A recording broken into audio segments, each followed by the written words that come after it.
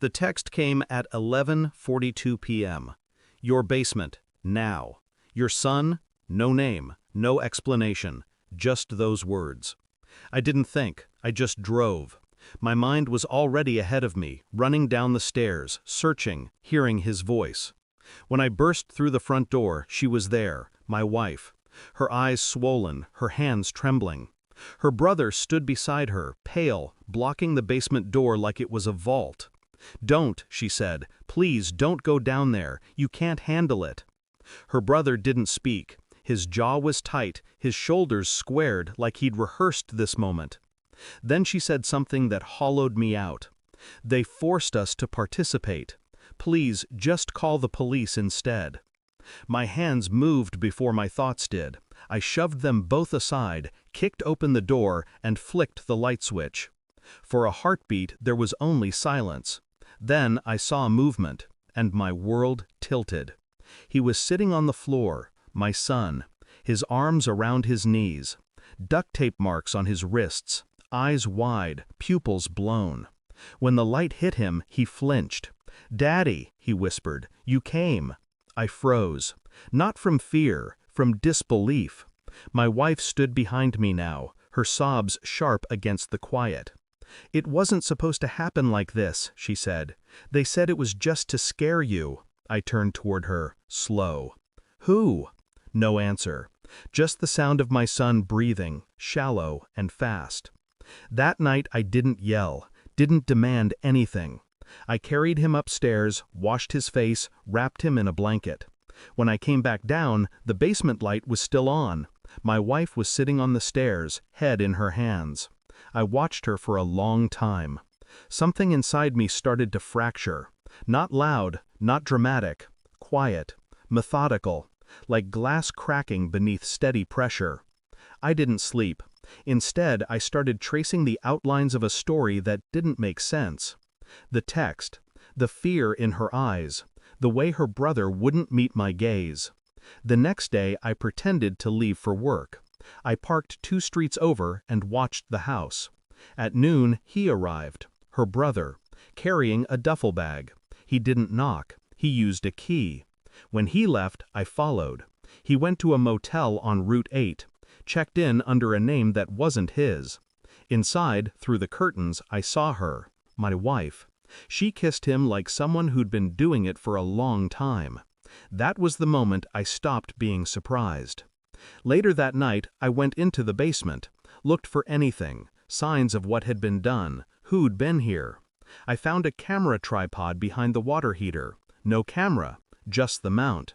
I didn't need imagination to know what had been recorded. So I started collecting evidence the way I used to collect intelligence, quietly. A phone backup, a bank statement, one hidden folder at a time. The betrayal was systematic.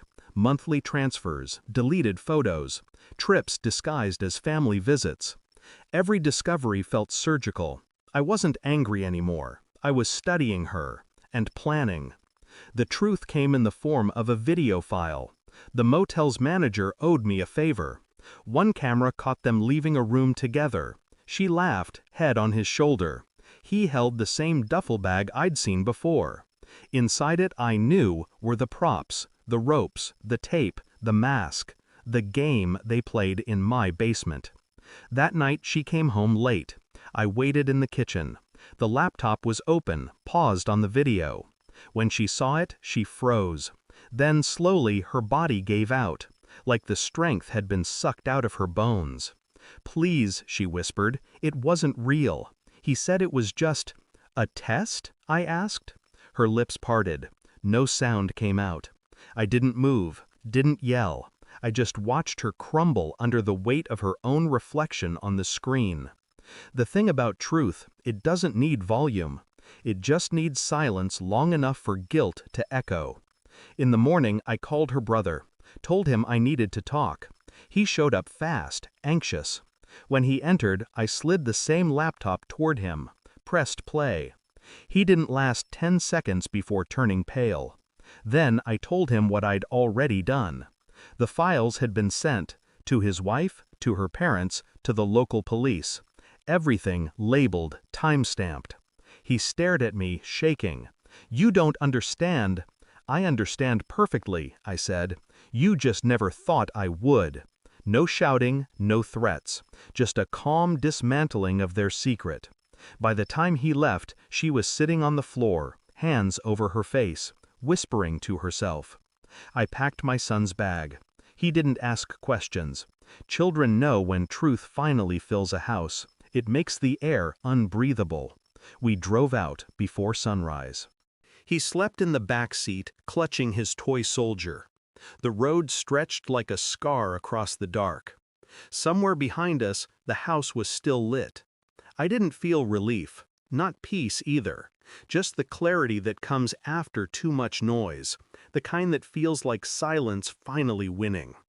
They say betrayal kills love. That's not true. It preserves it, embalms it, keeps it on display so you never forget what it used to be. By the time dawn broke, I realized something simple. You don't punish people by hurting them. You punish them by surviving them. And I intended to. Thanks for watching. Don't forget to like, share, and comment. Subscribe now to Cheating Stories Insight World for more amazing stories.